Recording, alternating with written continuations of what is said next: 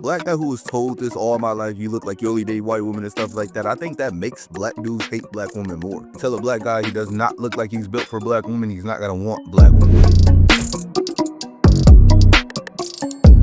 You look like you only date white women. In a previous video, I broke down the different ways black women might judge a black man based upon the way he acts, talks, walks, dresses, wears his hair, even the kinds of things he's interested in, the kinds of subjects in school, or overall his ability to perform in school as a way to judge whether or not he's into dating black women. I know this sounds really crazy, but I have found that black men pretty much have to walk a very, very straight line when it comes to being a cool black man or a desirable black man. And if he exists outside of that really, really one-dimensional idea of what black masculinity is, then oftentimes he's characterized. He likes to be with white women, or this is the hyper-aggressive Mr. Black man, or it's very easy to put him in boxes. I broke that down in the previous video, but I came across this TikTok of a black man who has been accused of only dating white women, who actually breaks down what this has meant from his experience. So I wanted to react to it because I think this is a really interesting subject, because we're pretty much going to continue to see more of this. It's 2025, even with all of the racial and political tension that is happening in America right now, and just even in the West in general. We also live in a globalized economy. Men are grabbing their passports, they're going abroad, they're looking for the best economic opportunities, and they're also looking for the best women. And sometimes the best woman may be one outside of his race. We're just going to see that. What does it mean when a black guy looks like he only dates white women, and why does he? These are also called the "you look like you good at Smash Bros" look, because these are typically the same men. I once had that exact look, so this is me explaining it from experience. When you grow up in the hood in an all-black area, the whole athletic black guy being with a snowbody thing is not really a thing there, because, you know, it's almost an all-black area. Right.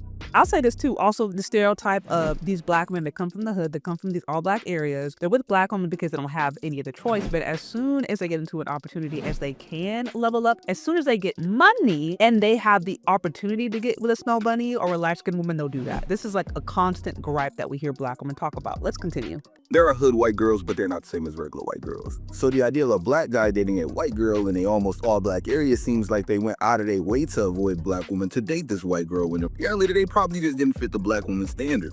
I'm going to say this from my own experience, because honestly, a lot of the things that I talk about on my channel, a lot of the ideas that I challenge now on my channel are actually things at one point that I believed, such as a good portion of black men prefer to be with white women, especially when they get money. Like, I believe that for a really, really long time. What he's talking about is we don't talk about the kind of black men who just don't get play, the kind of black men who are overlooked, the kind of black men who just are not getting the attention. Now enter the 80-20 world, right? That concept has been floating around for some time, where basically it's hypergamy. It is 80% of women going after the top 20% of men. Put another way, most women tend to want the same men, the one that's the most attractive, the one that is the most popular, who's tall, who has genetics, has the charisma, has the money, whatever. Like, women naturally are hypergamous. They want a man who is ideally above their level. This is why there may be a good man right next to a woman who's not her type, because maybe he's not attractive enough. Maybe he's a little too nerdy. Maybe he doesn't really have the charisma. He doesn't have the attention. He doesn't have the status. What he's talking about, these kinds of men who don't get play from black women, who don't get attention from the kind of black women that they like, they find themselves having more acceptance from other communities, especially if they fit outside of like the hood dude, especially the kind who is, I don't know, he's really good at math, right? He was studious. He really liked playing video games. Like, he wasn't out there in the streets like that. Like, he was just like what would be considered a square dude.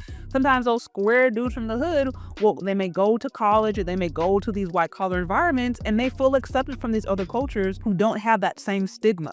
That's the kind of conversations that are so not talked about. We really like to castigate these men who actually do go outside of the community, understanding that sometimes these men are just going to people who accepted them because they legitimately weren't getting the time of day from women when they were younger because they were kind of nerdy. That's the thing. I'm not saying that's always the point, always the case, but that is a thing. I can see that. You get a vision of what a black man looks like and what a black woman looks like. So when you see a black man who doesn't fit that description, you can't see him dating a black woman who fits that description. So being a non-hood black man, aka a nerdy black man, you're thrown in the outcast crowd with probably a white girl. What he is alluding to is class. This is rarely talked about in the Black community, but it is a very, very, very big deal. A Black man and a Black woman who grew up in the hood or grew up in like a lower socioeconomic environment going to have a completely different experience than somebody who grew up in the middle or the upper middle class. Now, it just so happens that the majority of Black neighborhoods are poor. There are reasons for this. We can obviously look to redlining. That would be a big reason, and other institutional reasons. But yeah, we know that most Black areas in America are predominantly poor. With that said, though, when there is like a Black person who grows up in the middle class or upper middle class, it's more likely that they be around other cultures, they'll be around other races, and so the vernacular may be a little different. Their understanding of just life may be a little bit different. Perspective may be different. And you have now, let's say, a Black dude who grew up in the middle class, maybe, and he meets a Black woman who grew up from the hood who's trying to go to college, and then the Black dude from the middle class may be judged like, oh, you only like white girls, or you this and that, because he's not fitting into that stereotype. Like he said, the nerdy Black guy, he is nerdy because he doesn't talk with a certain vernacular, or he doesn't have tattoos, or he doesn't have a record. So we really run into that. We really do. And I think also this, oh, you look like you only date white girls, I definitely think is something that Black men deal with when they're being judged through the hyper stereotypical misandrous lens.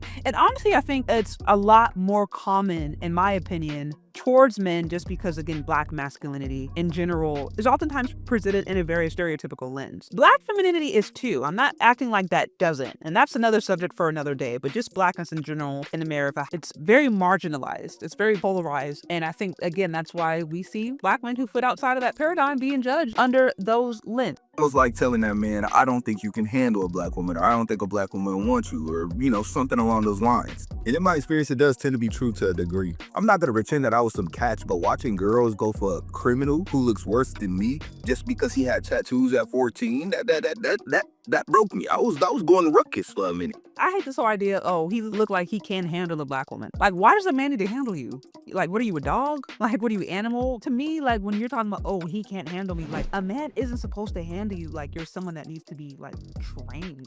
If you're a grown woman, you should be able to handle yourself. I don't like that verbiage. I think it's poor. That comes off to me as what you're basically saying is that you got some attitude, you come with a whole bunch of different energy, and only Black men in your community are going to be willing to put up with the baggage and energy that you bring.